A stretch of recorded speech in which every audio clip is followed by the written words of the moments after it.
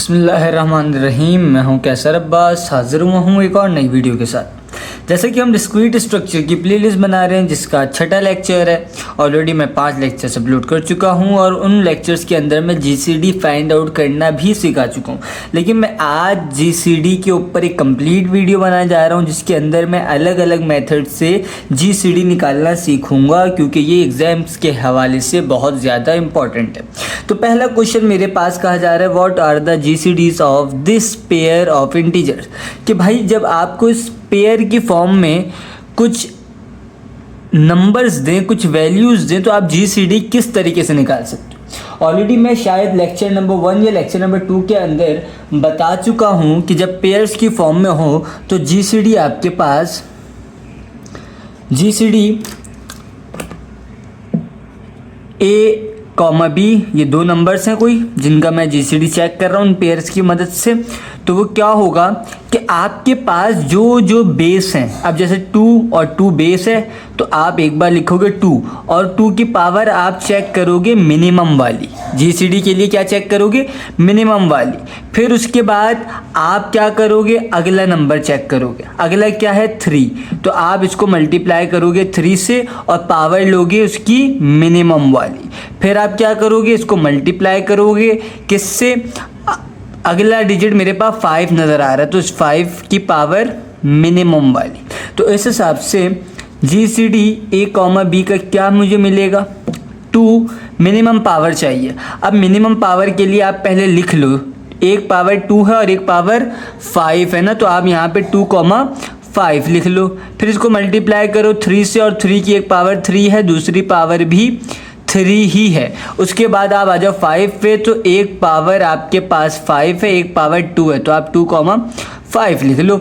अब इनमें से आप मिनिमम वाली को सेलेक्ट कर लो। तो यहाँ से आप 2 की पावर 2 लोगे, यहाँ से आप 3 की पावर 3 ही लोगे और यहाँ से आप 5 की पावर 2 लोगे क्योंकि मिनिमम वाली लेनी है।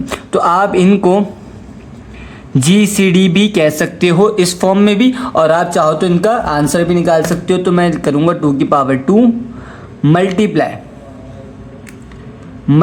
बाय 3 की पावर 3, 3 की पावर 3, उसके बाद ये मल्टीप्लाई बाय 5 की पावर 2। ओके भाई, तो ये तो आपका जो जीसीडी है वो 2700 के बराबर है। अगर आपको यहाँ जीसीडी की जगह एलसीएम बोलते थे तो आप मिनिमम की जगह पे मैक्सिमम लेते थे, बस इतना ही फ़र्क है। अच्छा भाई, अब हम बढ़ते हैं फाइंड जीसीडी ऑफ 117 और 213 बाय यूक्लिड्स मेथड।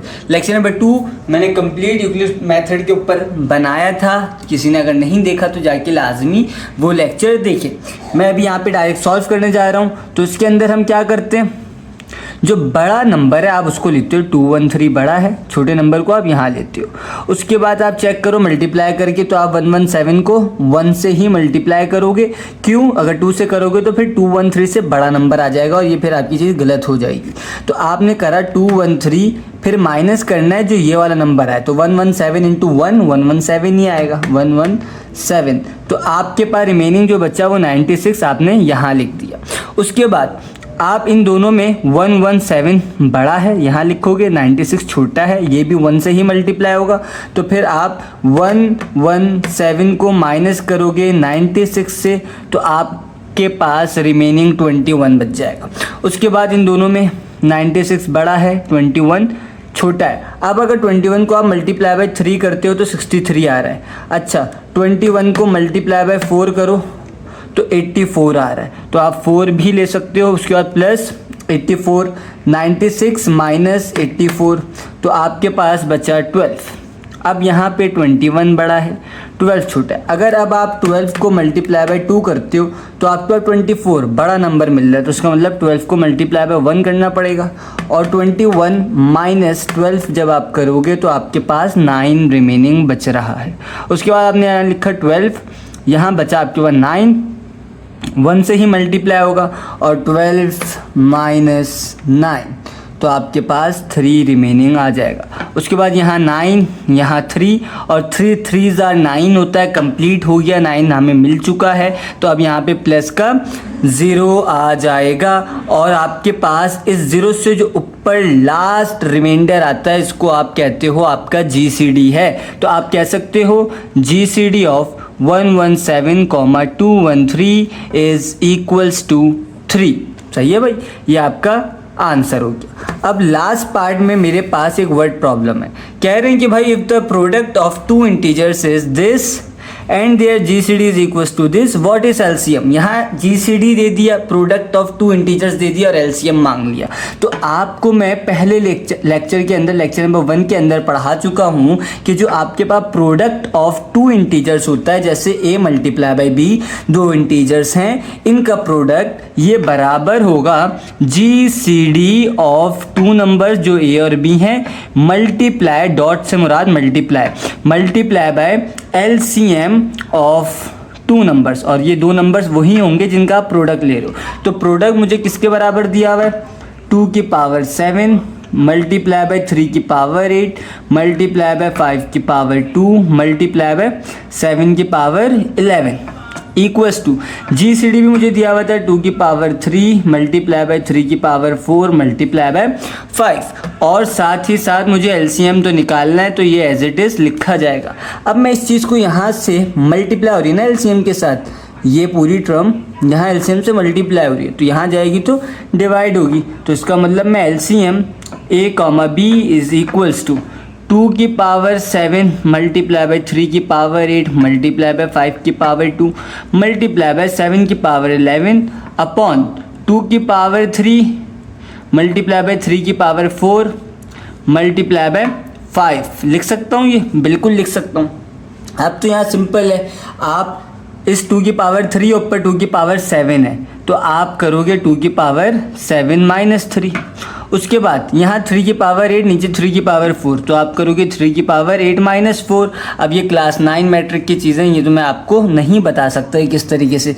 जो आपके पास डिवीजन रूल होता है, जब आप नीचे से कोई टर्म डिनोमिनेटर से न्यूमरेटर में लेके जाते हो, तो उसकी जो पावर की साइन होती है वो चेंज हो जाती है ना, तो वही कहानी मैं यहाँ कर रहा हूँ। उसके बाद यहाँ 5 की पावर 2, तो नीचे 5 की पावर 1 है, तो ऊपर 5 की पावर 2 माइनस 1 हो जाएगा, और 7 की पावर 11 नीचे है ही नहीं, तो मैं इसको यहाँ पे 7 की पावर 11 या फिर -0 अगर लिख लूँ तो कोई इशू नहीं है। अब मेरे पास LCM का फाइनल आंसर क्या आएगा, 2 की पावर 7 माइनस 3 यानी 2 की पावर 4, 3 की पावर 8 माइनस 4 यानी 4, 5 की पावर 2 माइनस 1 यानी सिंपल 5, और इंटू 7 की पावर 11। अगर मैं इन सबको